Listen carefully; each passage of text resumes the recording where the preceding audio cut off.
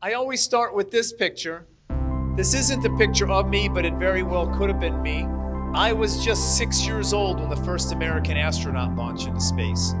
And in my elementary school in Cleveland, Ohio, where I grew up, they brought us all to the gymnasium, just like we have here. We sat on the floor, crisscross applesauce like you're doing, and I watched the launch on a small black and white TV. And as soon as our astronaut had blasted off, I remember sitting there, just like you're sitting there, and I said to myself, I want to do that.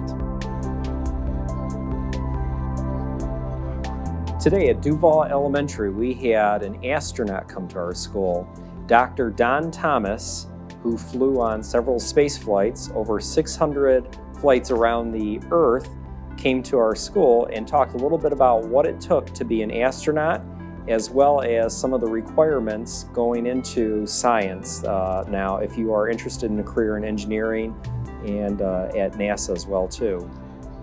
Well, we had an astronaut come here today. It was very interesting, and he talked about life in space and how it was like to travel like around the Earth and all that. It was pretty cool with all the pictures. Yeah, I thought it was really cool how we had pictures of what Earth looked like from space. Especially that one with the hurricane.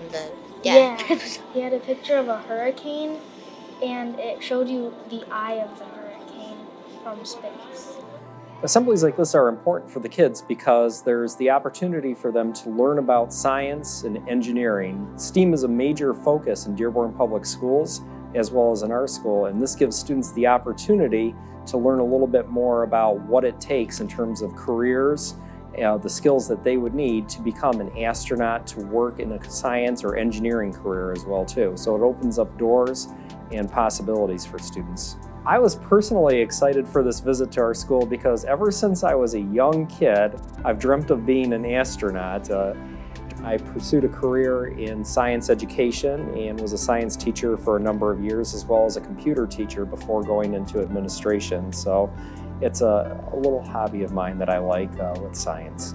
You talked with the students about what it's like to live and work in space, what it takes to become an astronaut.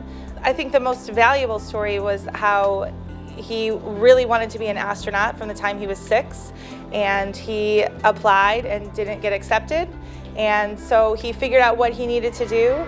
Every time he got rejected from NASA, he went back and got more qualifications and made himself better and a stronger candidate, and the 4th time he finally became an astronaut. I just think, you know, it's important for them to have those voices, not to give up on something that you're passionate about, and to do something every day to make yourself better and stronger.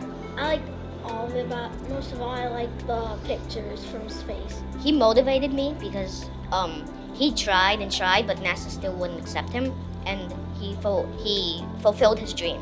We learned to never give up.